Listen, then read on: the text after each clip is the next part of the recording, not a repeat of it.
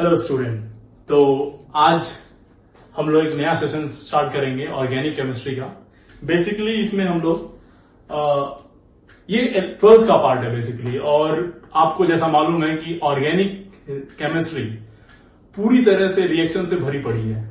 तो उस रिएक्शन को समझने के लिए जो सबसे बेसिक चैप्टर है वो आज हम लोग स्टार्ट करेंगे आज के टॉपिक में।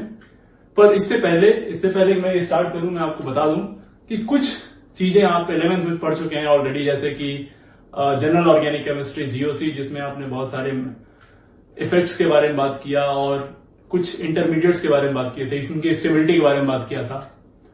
उसके बाद आप शायद पढ़े हो आइसोमेरिज्म, स्ट्रक्चरल आइसोमेरिज्म, कुछ लोग स्टीरियो आइसोमेरिज्म भी हो सकता है पढ़ चुके हो। तो उनका यूज है अपने पूरे केमिस्ट्री में, उनका यूज तो है। पर अभी इस टॉपिक में भी आगे चल के यूज आएगा। लेकिन स्टार्टिंग में अगर जो आपने नहीं भी पढ़ा है जीओसी और रिएक्शन मैकेनिज्म और स्टीरियो आइसोमेरिज्म, तो भी हम लोग डील करेंगे इसको, मैं आपको कराऊंगा। बट यस, सबसे इंपॉर्टेंट टॉपिक है ये। बहुत सारे बच्चे होते हैं जिनको जो ऑर्गेनिक से भागते हैं, जो कहते हैं ये ऑर्गेनिक नहीं समझ में आती है, रटने वाला सब्जेक्ट है, ये वो दुनिया भर का उनके अपने एक्सक्यूज होते हैं। बहुत सारे बच्चे होते हैं जिनको ऑर्गेनिक बहुत अच्छी भी लगती है। ये इसी बात पे डिपेंड करता है कि उनका ये चैप्टर कैसा है, रिएक्शन मैकेनिज्म। जिनका चैप्टर जिन लोगों ने इस पे कमांड बना लिया, आप मान के चलिए उनको केमिस्ट्री से, ऑर्गेनिक केमिस्ट्री से बेसिकली प्यार हो जाता है। यकीन मानिए मेरा। अगर जो आपने, जैसा मैंने कराया एज इट इज, आपने सब कुछ आराम से होले पढ़ लिया सब कुछ, तो यकीन मानिए बड़े आराम से आपको भी ऑर्गेनिक बहुत इजी लगेगी और इजीली आप इसको सारी चीजों को सॉल्व कर पाएंगे। पर उतना पेशेंस रखना पड़ेगा।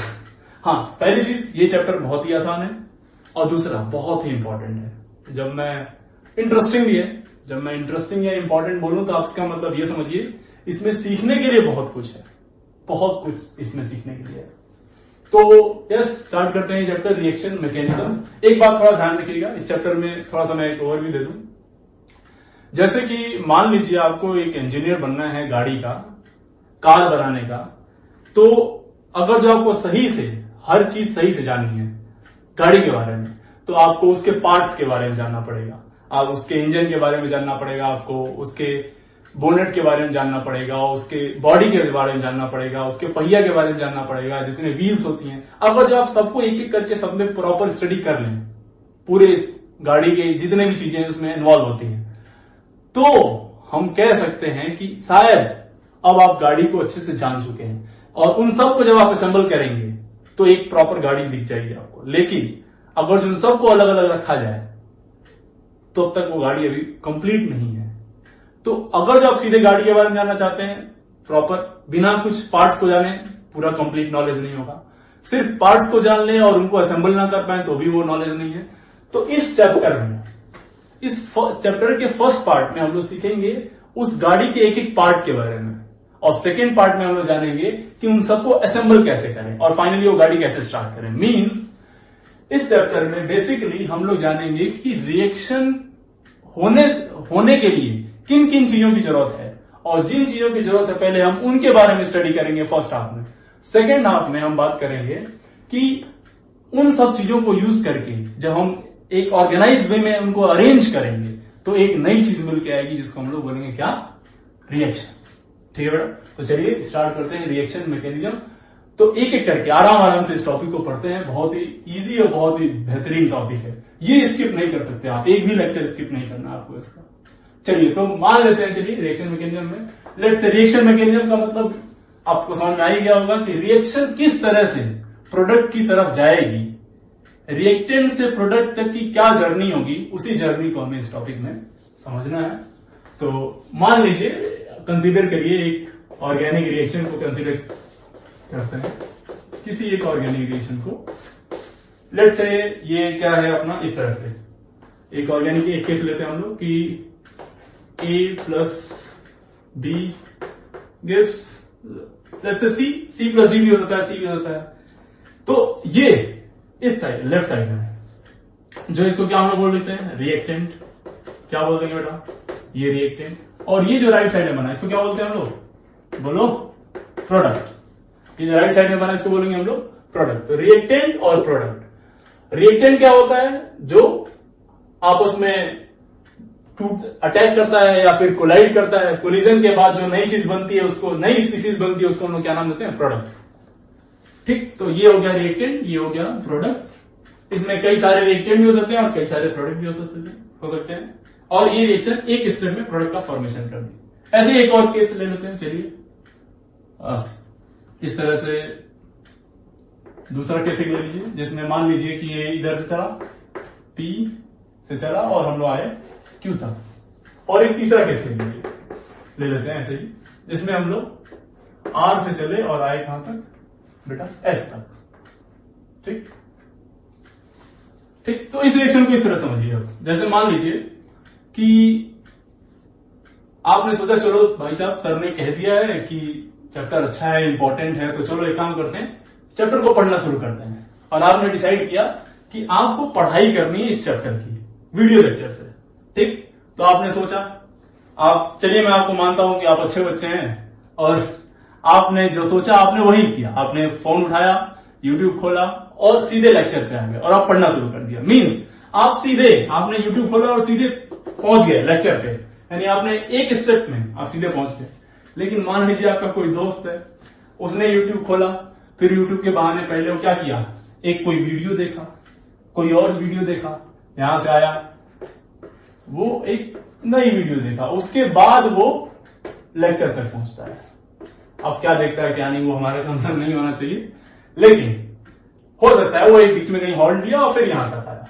ठीक, एक दूसरा कोई बच्चा है, आप कहते हैं कि सर ये तो एक ही वीडियो देखता है, एक मेरा दोस्त है वो 2 वीडियो देखता है पहले, फिर आता है यहां तक।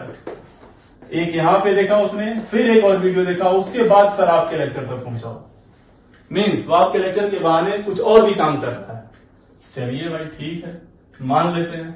तो ये इस तरह से, ठीक, तो ये क्या होगी, ये एक बार में आप पहुंच गए यहां पे, पहले यहां से यहां आए, फिर यहां से गए और यहां पे, फिर यहां पे, फिर वहां पे। तो चलो पहले हम इसके बारे में बात करते हैं। ठीक, तो इसके बारे में कुछ पॉइंट लिखते रहेंगे हम लोग। रिएक्शन के बारे में कुछ पॉइंट बोलता रहूंगा, आप इसको नोट करते रहिएगा प्रॉपर तरीके से। सी, इस रिएक्शन में क्या हुआ बेसिकली कि ए और बी रिएक्ट किए और प्रोडक्ट का फॉर्मेशन कर दिया, और ये रिएक्शन सिंगल स्टेप में हुई है। सबसे पहली बात ये क्या है, 1 step process, single step reaction. क्या? Single step reaction. सबसे इंपॉर्टेंट बात इस रिएक्शन के बारे में क्या हुई, सिंगल स्टेप, एक स्टेप में। अच्छा एक बात बताओ बेटा, अगर जो रिएक्शन एक स्टेप में हो रही है तो रिएक्शन होती क्या है? रिएक्शन कहते किसे हैं? तो आपने पढ़ा होगा कि रिएक्शन उसे कहते हैं जिसमें क्या होता है, ओल्ड बॉन्ड ब्रेक होते हैं और नए बॉन्ड का क्या होता है, फॉर्मेशन। यानी कि ये ए और बी के बॉन्ड टूटे होंगे, ए और बी में कुछ बॉन्ड टूटे होंगे और कुछ नए बॉन्ड बने होंगे, तो उसको हम लोगों ने क्या बोल दिया होगा, सी। यही प्रोडक्ट बन गया होगा। अब देखो, जब बॉन्ड टूटा, बॉन्ड टूटने का जो प्रोसेस है, बॉन्ड टूटना और बॉन्ड बनना, तब तो ये सी बनेगा। यानी 2 चीजें हुई हैं, बॉन्ड का टूटना और बॉन्ड का बनना। तो बॉन्ड का टूटना और बॉन्ड का बनना एक ही बार में अगर रिएक्शन पहुंच जा रही है यहां तक, तो इसका मतलब ये रिएक्शन जो है 1 स्टेप में हुई है। इसका मतलब क्या कि formation of bond formation and bond breaking दोनों एक साथ हुए हैं। सोचिए, बॉन्ड का टूटना और बॉन्ड का बनना दोनों एक इस बार में हुआ, यानी कि क्या बोलेंगे इसको, bond breaking and bond formation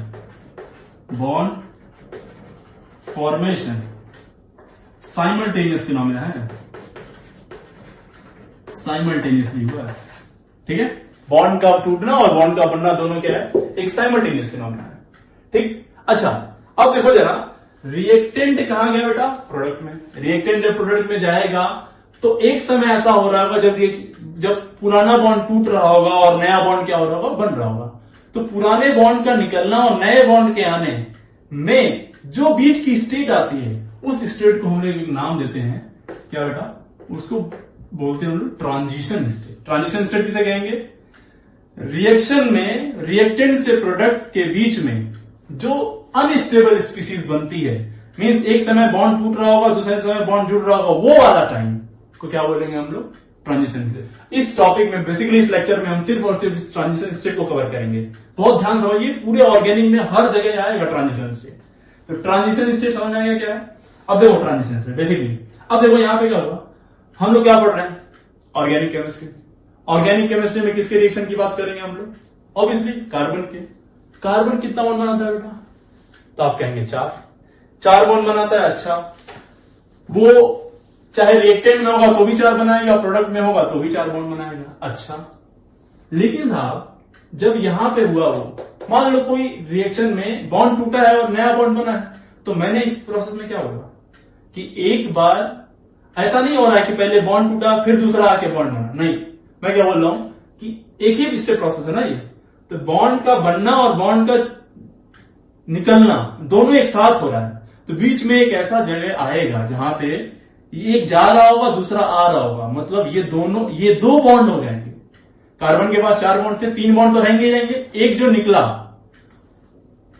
और एक जो आ रहा है, ये दोनों एक साथ मिलेंगे एक टाइम पे। इसका मतलब कार्बन ने कितना बॉन्ड बनाया उस ट्रांजिशन स्टेट के केस में, है बताइए कितना बॉन्ड बनाया, 5, है ना। तो आप सोचेंगे सर 5 बॉन्ड तो बनाता ही नहीं है वो। चलिए इसके बारे में हम लोग बात करेंगे। यानी यहां पे कार्बन कैसा मिलेगा, pentavalent carbon transition state. Transition state में कार्बन कितने बॉन्ड बनाया बेटा, 5। पेंटावैलेंट कार्बन ट्रांजिशन स्टेट, ये बहुत ज्यादा इंपॉर्टेंट टॉपिक है, इसको बहुत ध्यान रखना पड़ेगा आपको। That carbon is what, pentavalent, 5 bond. कुछ एंटी बॉन्डिंग ऑर्बिटल का कॉन्सेप्ट है यहाँ पे, हम लोग दोबारा जब इसके ऊपर बात करेंगे तो डिस्कस करेंगे इसके ऊपर, ठीक है। तो 3 बातें सीख ली हम लोग, क्या कि एक सिंगल स्टेप प्रोसेस है। सिंगल स्टेप प्रोसेस होगा तो उसी समय पे बॉन्ड टूटेगा और बॉन्ड बनेगा, यानी दोनों एक स्टेप में हो रही है।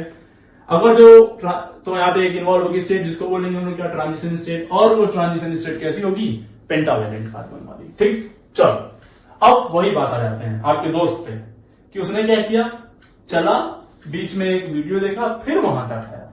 यानी एक रिएक्शन है ऐसी जिसमें एक बार कुछ बना, बीच में कुछ प्रोसेस यहां तक आने से पहले बीच में कुछ बना और फिर वहां से वो वहां तक गया, ठीक है। तो जब बीच में सबसे पहले पॉइंट क्या बोलेंगे इसमें, it is what, 2 step process. 2 step process, ये 2 स्टेप प्रोसेस वही लेंगे, बोलो 2 स्टेप प्रोसेस, पहली बात। दूसरी बात, हम अब क्या ये कह सकते हैं कि एक बार में बॉन्ड टूटा होगा और दूसरी बार में बॉन्ड बना होगा। सोच के देखो, मैं ये नहीं कह रहा हूं कि यहीं पे टूटा होगा और यहीं पे बना होगा। हो सकता है यहां पे बना हो फिर यहां टूटा हो, या हो सकता है यहां पहले टूटा हो यहां बना हो। मोस्ट ऑफ द केसेस में पहले टूटता है फिर बनता है, बट हमेशा नहीं, इस बात को ध्यान रखिएगा। तो क्या ये बोल सकते हैं 2 स्टेप प्रोसेस में एक बार बॉन्ड टूटा और दूसरी बार बॉन्ड बना है, इसीलिए ये 2 स्टेप हो गई। जब एक बार बॉन्ड टूटेगा तो एक नई चीज बनेगी, और ये एक तरह से एक अनस्टेबल स्पीसीज बनती है। इसको हम लोग क्या बोलेंगे, अनस्टेबल। लेकिन अनस्टेबल तो है, लेकिन इसका नाम बेसिकली हम लोग बोलते हैं कि इट इज इंटरमीडिएट। ये क्या बोलते हैं बेटा, इंटरमीडिएट। इंटरमीडिएट का मतलब प्रोडक्ट और रिएक्टेंट के बीच में जो चीज स्पीसीज बनी है, we call it what, intermediate. Intermediate is unstable, is very less stable. ये बहुत देर तक नहीं रुकता है, तुरंत कन्वर्ट हो जाता है किसमें, प्रोडक्ट में। तो हमें रिएक्टेंट से प्रोडक्ट तक जाना है और बीच में एक स्टेप आ गई जिसको हम लोगों ने क्या नाम दिया, बोलो, इंटरमीडिएट। और यहां पे क्या हो रही है, एक बार में बॉन्ड का टूट रहा है और दूसरी बार में क्या हो रहा है, बॉन्ड बन रहा है। अब क्या मैं ये कह सकता हूं कि जब यहां से यहां बॉन्ड तोड़ा, बॉन्ड तोड़ने के लिए भी कुछ एनर्जी चाहिए होगी। उस समय पे एक स्टेट आई, क्या हम इसको बोल सकते हैं कि ये ट्रांजिशन, ये भी एक ट्रांजिशन स्टेट है।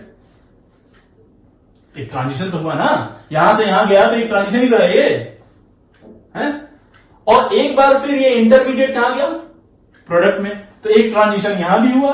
तो क्या हम यहां बोल सकते हैं कि 2 तरह की ट्रांजिशन स्टेट इन्वॉल्व होंगी, transition state 1 and transition state 2। सोच के देखो, हाँ है कि नहीं। तो ये बात समझ के रखिएगा कि यहां पे ट्रांजिशन स्टेट कितनी है, 2।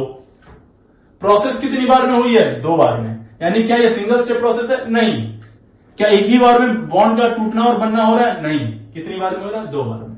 बाकी ये क्या है, इसके बारे में बहुत डिटेल स्टडी हम कभी और करेंगे, अभी हमारा फिलहाल सिर्फ और सिर्फ ट्रांजिशन स्टेट फोकस करिए। अब चलिए इस आगे, ये तीसरा केस, वो आपका दोस्त जो क्या करता है, दो बार में वीडियो तक पहुंचता है।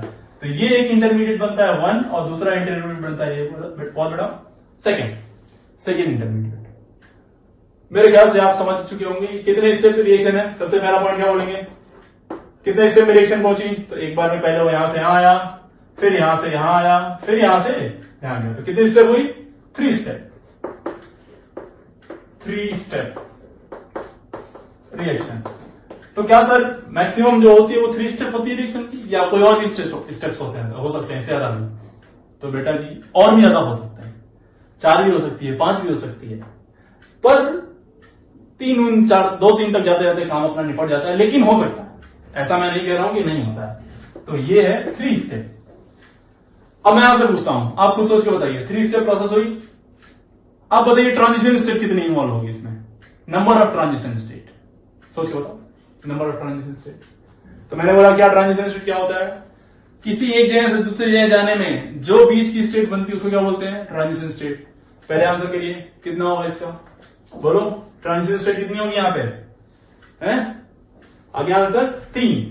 गुड, कहां पे, एक यहां पे, ये है ट्रांजिशन स्टेट व्हाट 1, फिर बनेगा ट्रांजिशन स्टेट व्हाट 2, और फिर बनेगा यहां पे ट्रांजिशन स्टेट 3।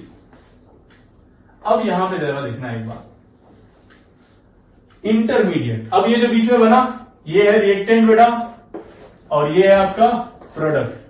रिएक्टेंट और प्रोडक्ट के बीच में जो चीजें बनी इनको हमने क्या बोला था, क्या नाम देते हैं इनको, हम लोग इनको बोलते हैं हम लोग इंटरमीडिएट। अब देखो क्या हुआ होगा, थोड़ा सा इसके अंदर जाते हैं, देखो क्या हुआ होगा, इसका बॉन्ड टूटा होगा और एक नई चीज बनी होगी। अब ये जो नई चीज बनी, हो सकता है ये स्टेबल ना हो, और स्टेबल होने के लिए ये कुछ अपने अंदर ऐसा रीअरेंजमेंट वगैरह करे जिससे कि और ज्यादा स्टेबल हो सके, लेकिन प्रोडक्ट ना बनाए। मींस यहां से वो कहीं और गया, जब कहीं और गया तो अपने आप को, अभी प्रोडक्ट नहीं गया, कोई और अनस्टेबल चीज ही बनाई, लेकिन वो इस वाले से ज्यादा स्टेबल होगा। Second intermediate is more stable then first intermediate. ये कैसे होगा हम लोग पढ़ेंगे आगे चल के, आता है टॉपिक रीअरेंजमेंट ऑफ कार्बोकैटायन। तो वो अपने आप को रीअरेंज करता है यहां से यहां, और फिर यहां से यहां जाएगा वो। अब हो सकता है रीअरेंजमेंट कई बार में हो रहा हो, तो कई बार इंटरमीडिएट बनेगा, ठीक है। तो हमारा बात का टॉपिक है। फिलहाल अपने आपको ये बात समझ में आना चाहिए कि क्या रिएक्शन कितने तरह की होती है ऑर्गेनिक में, 1 step, 2 step, 3 step, may be 4 step. 1 step क्या होती है आपको समझ में आ गया होगा। 1 स्टेप में सबसे इंपॉर्टेंट पॉइंट हम लोगों ने क्या बोला बेटा, ये वाला पॉइंट, क्या कि जो ट्रांजिशन स्टेट में कार्बन इन्वॉल्व होगा that would be what, pentavalent carbon transition state, ठीक है। अब इसी में थोड़ा सा पॉइंट और ऐड करते हैं। चलिए इसमें थोड़ा सा इंक्लूड करते हैं। अच्छा एक चीज मैं पूछूं आपसे, तो देखो ये तो थोड़ा सा है, ये उन्हीं बच्चों के लिए क्वेश्चन है जो थोड़ा सा स्टीरियोआइसोमेरिज्म पढ़े हैं। अगर मैं आपसे पूछूं इसमें minimum number of transition state, तो कितना बोलेंगे आप, मिनिमम कम से कम कितने ट्रांजिशन स्टेट चाहिए, तो कम से कम कितना चाहिए बेटा, अरे साहब जितना प्रोसेस हुआ उतना, कितनी बार में प्रोसेस हुआ, 1 2 3, तो मिनिमम कितना चाहिए, 3। ये तो बहुत इजी है। अब मैं कहूं नहीं, अब मुझे मैक्सिमम बताओ, मिनिमम तो आपने बता दिया, maximum number of transition state, maximum transition state कितनी हो सकती है इसके अंदर, बताइए maximum number of transition state. तो मैक्सिमम सोच लीजिए पहले, मैक्सिमम होगी बेटा यहां पे 6, मैक्सिमम होगी कितनी, 6। ये 6 कैसे होगी, प्लीज ये वो बच्चे ध्यान ना दें इस पे जिन्होंने स्टीरियोआइसोमेरिज्म नहीं पढ़ा है। जब पढ़ेंगे या फिर जब इसकी जरूरत आएगी तब देखेंगे, थोड़ा एडवांस लेवल है। जिनने पढ़ा वो बात समझ लीजिए कैसे 6 होगा। देखो आपने पढ़ा होगा कि देखो, अच्छा एक चीज सब लोग जानते होंगे, बहुत कॉमन सी बात है कि कार्बोकैटायन या फ्री रेडिकल या फिर डबल बॉन्ड, इसके लिए बता रहा हूं मैं, ठीक है। ये तीनों चीजें इसमें मुझे ध्यान से देखें तो बेसिकली मुझे मान लो ये 3 बॉन्ड बनाया हुआ ऑलरेडी, और ये भी ऐसे बनाया हुआ है, तो ये sp2 हाइब्रिडाइज्ड होगा, ये भी sp2 हाइब्रिडाइज्ड होगा, और ये वाला कार्बन भी क्या होगा, sp2 हाइब्रिडाइज्ड, है ना। sp2 हाइब्रिडाइज का मतलब क्या होता है, प्लेनर। अगर जो प्लेनर होगा तो कोई चीज जो उस पर अटैक करती है, अगर जो कोई चीज क्या प्लेन है और कोई चीज उस पर अटैक कर रही है तो वो टॉप से भी अटैक कर सकती है और बॉटम से भी अटैक कर सकती है, दोनों से, टॉप से भी और बॉटम से। लेकिन कब, जब वो चीजें क्या होंगी, प्लेनर। तो आगे चल के हम लोग पढ़ेंगे रिएक्शन में कि जब प्लेनर चीजें आती हैं तो उसमें दोनों साइड से अटैक होता है। जब दोनों साइड से अटैक होता है तब पॉसिबिलिटी होती है दो अलग अलग चीजें बनने की। और दो अलग अलग चीजें जब बनती हैं, कोई जरूरी नहीं हमेशा बने, बन सकती है। जब दो अलग अलग चीजें बनेगी तब जाके यहां से यहीं पे, मतलब जब अटैक हुआ, इसके ऊपर अटैक हुआ, जब इसके ऊपर अटैक हुआ तो दो अलग अलग चीजें बन गई, एक ये और एक इसी का दूसरा वाला पार्ट। तो यहीं से यहां जाने में एक बार ऐसे जाएंगे और एक बार कहीं और से जाएंगे, ये। तो यहां पे दो मिल जाएगा। ऐसे ही जब यहां से आगे जाओगे तो यहां पे दो मिल जाएगा, और यहां पे आगे जाओगे तो यहां पे भी दो मिल जाएगा। तो इस तरह से कितनी हो गई, 6।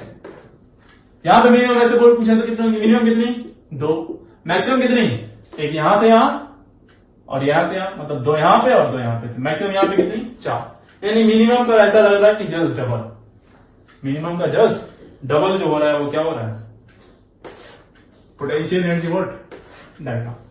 पोटेंशियल एनर्जी डायग्राम देखिए बहुत इंपॉर्टेंट टॉपिक है, बहुत बार आएगा ये भी। वापिस से मैं बता रहा हूं आपको, कई बार ऐसा होगा जब ग्राफ से रिलेटेड क्वेश्चन पूछ देगा आपसे, वहां पे ये जरूरी होगा। तो देखिए कैसे बनाएंगे पोटेंशियल एनर्जी डायग्राम।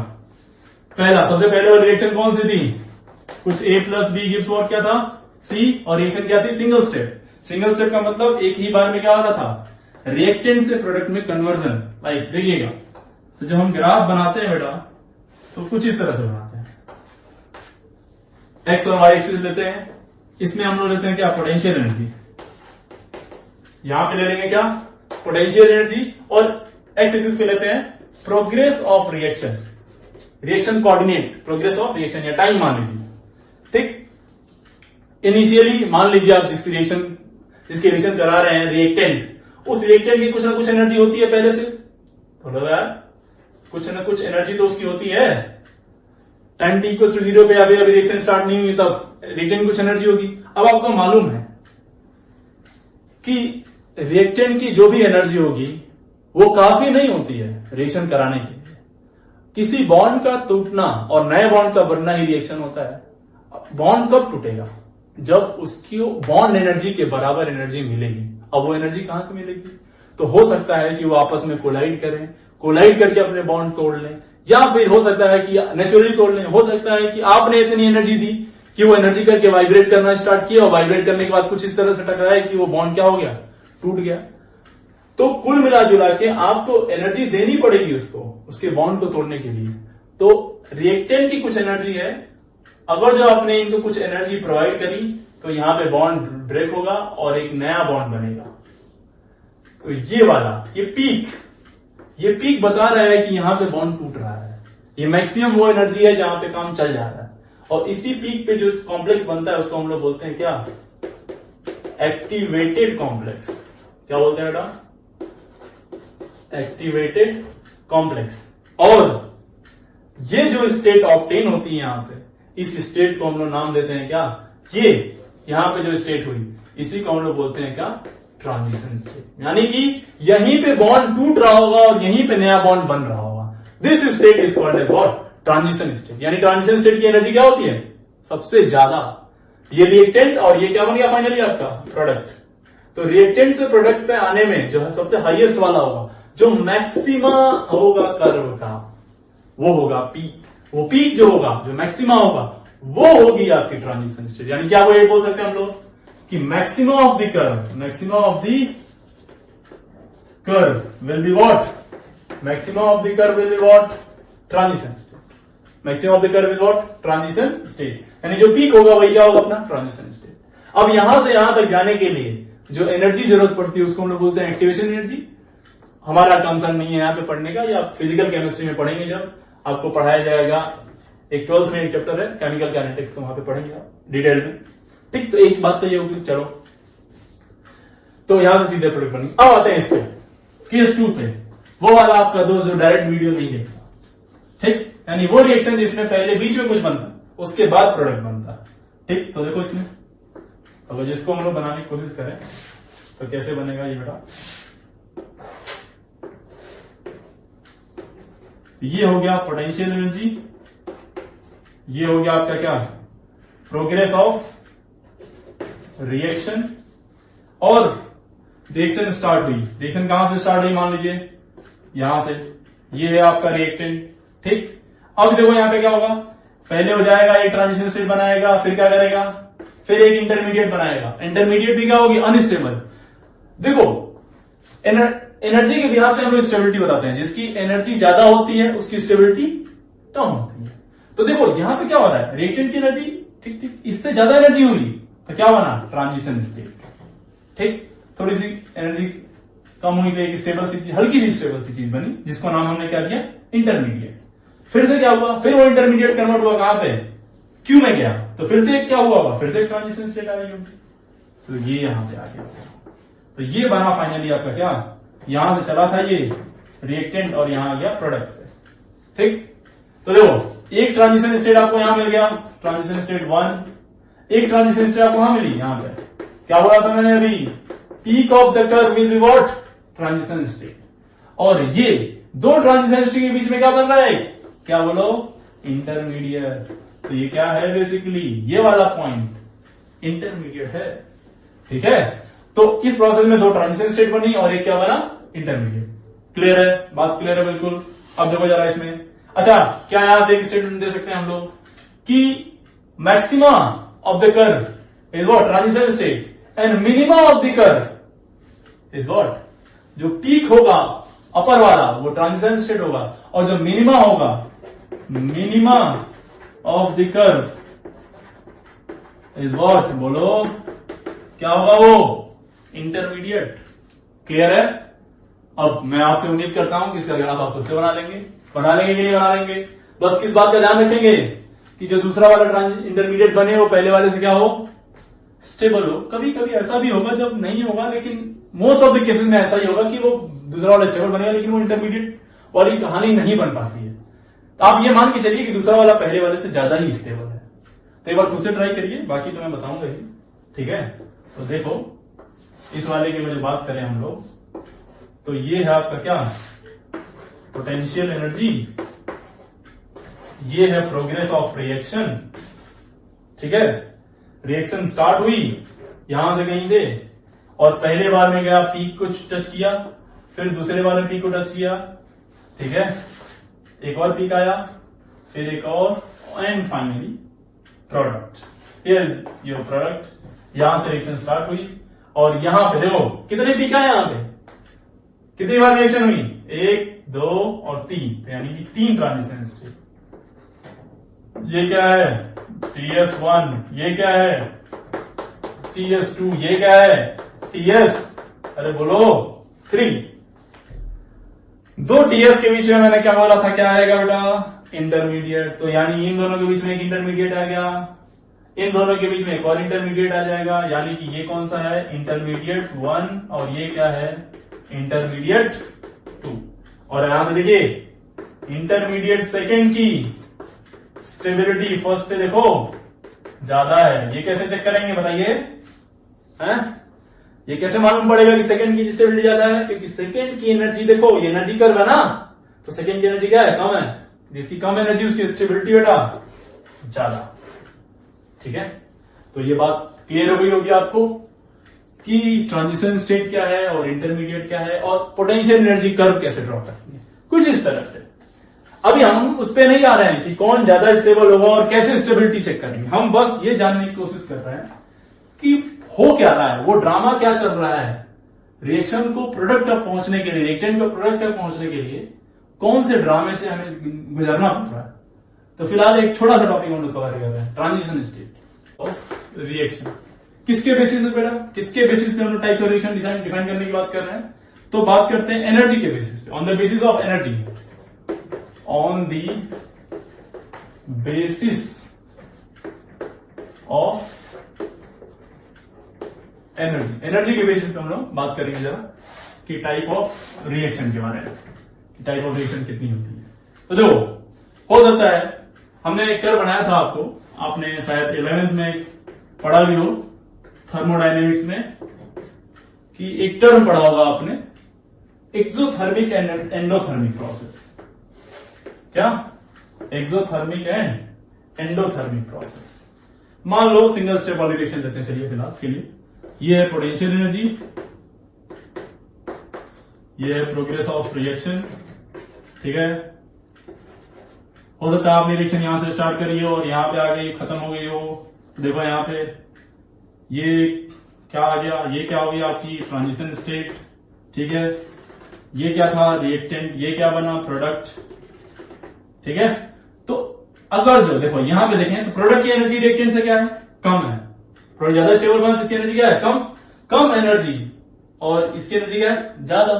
तो यहां पे जो गैप आएगा दोनों के बीच में, ये डेल्टा एच, ये क्या होगा? लेस देन जीरो होगा। जब डेल्टा एच क्या होता है? नेगेटिव।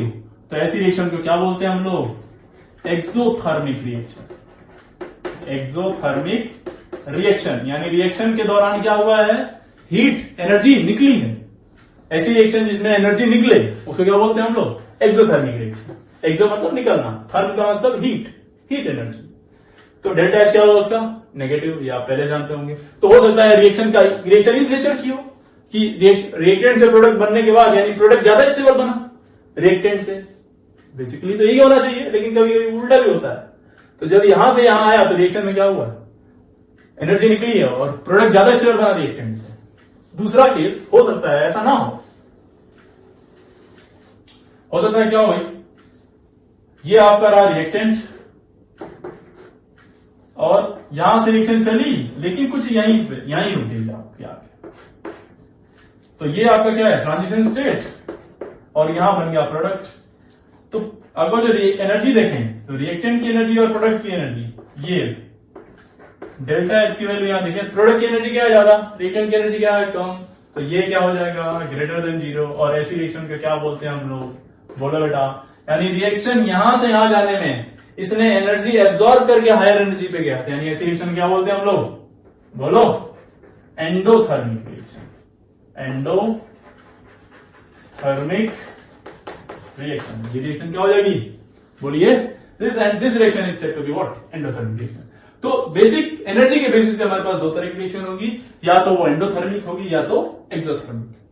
ये आपको पहले से मालूम होना चाहिए था, फिर भी एक बार ध्यान रख लीजिए। यानी एक बार रिएक्टेंट से नीचे आ सकता है प्रोडक्ट का कर्व, और एक बार रिएक्टेंट से ऊपर आ सकता है। हम ये नहीं कह रहे हैं कि सब नीचे आएगा या सब ऊपर जाएगा, ये डिपेंड करेगा कि रिएक्शन कौन सी होगी, ठीक है। लेकिन एक्सोथर्मिक का मतलब नीचे और एंडोथर्मिक का मतलब ऊपर। इतना बेसिक चीज आपको आपके दिमाग में, इतना चीज हमेशा चलना चाहिए, ठीक है।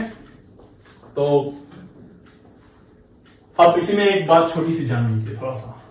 एक मैं नाम लिखता हूं जरा, बहुत बेहतरीन नाम है ये ऑर्गेनिक केमिस्ट्री का। बहुत कम जगह आपको ऐसा सुनने को, ये नाम देखने को मिलेगा। और नाम है क्या? हैमंड्स पोस्टुलेट। हैमंड्स पोस्टुलेट्स। एक साहब थे, हैमंड साहब। उन्होंने कुछ अपनी थ्योरी दी थी, कुछ फिलॉसफी दी थी रिएक्शन के बारे में। देखो बेटा, एक बात है, जब हम रिएक्शन कराते हैं और रिएक्टेंट से प्रोडक्ट की तरफ बढ़ते हैं तो ये एक्सपेरिमेंटली पॉसिबल नहीं होता है कि हर एक रिएक्शन के ट्रांजिशन स्टेट को हम लोग जज कर पाए, मालूम कर पाए। ये कोई जरूरी नहीं है कि हमेशा एक्सपेरिमेंटली ये उसको हम पकड़ पाए कि एग्जैक्टली कैसा बना। जैसे हम लोग बोल रहे थे ना, पेंटावेलेंट कार्बन ट्रांजिशन स्टेट बन रही है, कोई जरूरी नहीं है कि आप हमेशा वो पकड़ पाए। जब आप वो नहीं पकड़ पाएंगे, ओके, तो इसको कुछ एक एग्जांपल से समझते हैं हम लोग। जैसे कि मान लीजिए कि आप लोग हैं, आप हैं और आपके दो दोस्त और हैं। आप हैं और आपके दो दोस्त और हैं, ठीक है। तो आपके दो दोस्त, मान लीजिए आप घर से निकले कोचिंग पढ़ने के लिए। एक दोस्त आपका बहुत क्लोज है और एक दोस्त थोड़ा कम क्लोज है, मतलब कि बस हाय हेलो देखने में हो जाता है। लेकिन एक एकदम जिगरी यार है, आपके साथ आता है जाता है, हर समय हर काम आप एक ही साथ करना पसंद करते हैं, मतलब ओके। तो तो देखिए इसमें हर काम मतलब ठीक है, ओके। तो क्या हो गया तो बेसिकली इसमें क्या करेंगे हम लोग, वो आपका दोस्त मान लीजिए कि आपकी तलाश है आपके घर वालों को, ठीक है, आपके घर वालों को आपकी तलाश है, आप उनको नहीं मालूम चल पा रहा है कि आप कहां हैं, तो वो किसको पहले पकड़ेंगे? आपका वो वाला दोस्त जो आपके उस वाले दोस्त को जो आपका बहुत दूर का है, या वो वाला जो बहुत पास का है, जो बहुत ज्यादा साथ में रहता है आपके? किसको फोन करेंगे वो, या किसको पकड़ेंगे पहले जाके? बोलो। ऑब्वियसली सबसे पास वाले को, सबसे दूर वाले को तो बाद में करेंगे। क्यों ऐसा कर रहे हैं? क्योंकि उनको ऐसा मालूम है कि तुम वहीं कहीं होगे, उसी के इर्द गिर्द में कहीं होगे, उसी के जैसा हरकत कर रहे होगे, यही ना? बस वही ये हेमंत साहब ने बोला कि बोला साहब कुछ नहीं, देखो ये ट्रांजिशन स्टेट के बारे में उन्होंने आइडिया दिया। सबसे पहली बात ये जान लो हेमंत ने किसके बारे में बोला, तो हेमंत साहब ने क्या बोला? ट्रांजिशन स्टेट के बारे में इन्होंने आइडिया दिया। और क्या बोला सुनो ध्यान से, ट्रांजिशन स्टेट को कैसे गेस करेंगे, ट्रांजिशन स्टेट को कैसे गेस करेंगे उसके बारे में एक आइडिया दिया इन्होंने। तो देखो इन्होंने बोला कि देखो साहब ट्रांजिशन स्टेट रिएक्टेंट के साथ, रिएक्टेंट भी है ट्रांजिशन के साथ, और क्या है? प्रोडक्ट भी है। यहां भी क्या है? रिएक्टेंट भी है और प्रोडक्ट भी है। तो ट्रांजिशन स्टेट जो है वो इन दोनों का दोस्त है, इसका भी है, इसका भी है और इसका भी है। लेकिन ये ट्रांजिशन स्टेट किसकी तरह प्रॉपर्टी शो करेगा ज्यादा? ये उसकी तरह प्रॉपर्टी शो करेगा जो इसका ज्यादा अच्छा दोस्त होगा, यानी कि जो इसके ज्यादा करीब होगा। किस फॉर्मेट में? एनर्जी के फॉर्मेट में। किस फॉर्मेट में बेटा? एनर्जी के फॉर्मेट। तो एनर्जी के फॉर्म में अगर जो इसका दोस्त जो सबसे क्लोज होगा वो उसी की तरह प्रॉपर्टी क्या करेगा? शो करेगा। यानी किसकी तरह प्रॉपर्टी शो करेगा? अब जो मैं एक्सोथर्मिक रिएक्शन की बात करूं, यानी कि मैं क्या बोल सकता हूं एक स्टेटमेंट कि the transition state of the reaction resembles, लिख लीजिएगा इस पॉइंट को, the transition state of the reaction resembles either with the reactant or with the product। क्या बोलेंगे हम लोग? स्टेटमेंट क्या बोलेंगे यहाँ पे? एक क्या स्टेटमेंट है यहाँ पे? बोलो। The property of transition state, the property of transition state resembles either the reactant or product whichever is close in energy, whichever is what? Close in energy। उसके साथ प्रॉपर्टी शो करेगा जो उसके ज्यादा करीब होगा। ये ज्यादा करीब होगा कि ये ज्यादा करीब होगा? ट्रांजिशन स्टेट उस टाइप का होगा। मतलब अगर जो इस रिएक्शन की बात करें तो इस रिएक्शन के लिए क्या बोलेंगे? Property of transition state is very similar to the property of what? Reactant. क्यों? क्योंकि एनर्जी क्या है इसके पास में, इस पॉइंट को लिख लीजिएगा। यहां पे क्या बोलेंगे? किसके पास में? प्रोडक्ट के पास में। क्या बोलेंगे? Property of the transition state is similar to the property of, close to the property of, और ट्रांजिशन स्टेट रिफ्लेक्ट्स और resembles with the what? Product. ठीक। तो कई बार ऐसा होगा जब हम लोग कहां से बात करेंगे इस ट्रांजिशन स्टेट के बारे में? प्रोडक्ट को देख के। कई बार ऐसा होगा रिएक्टेंट को देख के बात करेंगे। तो एक्सोथर्मिक के केस में रिएक्टेंट के जैसा होगा, एंडोथर्मिक के केस में कैसा होगा? ये प्रोडक्ट के जैसा। ठीक है। तो इस बात को जो मैंने स्टेटमेंट रिपीट किया था उसको आप अपनी कॉपी में लिख लीजिएगा। यहां लिख लीजिएगा transition state resembles the property with reactant. इस एंडोथर्मिक के केस में वो किसके साथ करेगा? बोलो। प्रोडक्ट के साथ। तो ये सारी बातें आप ध्यान में रखें। हेमंत साहब का ये सबसे इंपॉर्टेंट पॉइंट था। बहुत ज्यादा इनके बारे में नहीं, बस इतना ही ध्यान रखना है।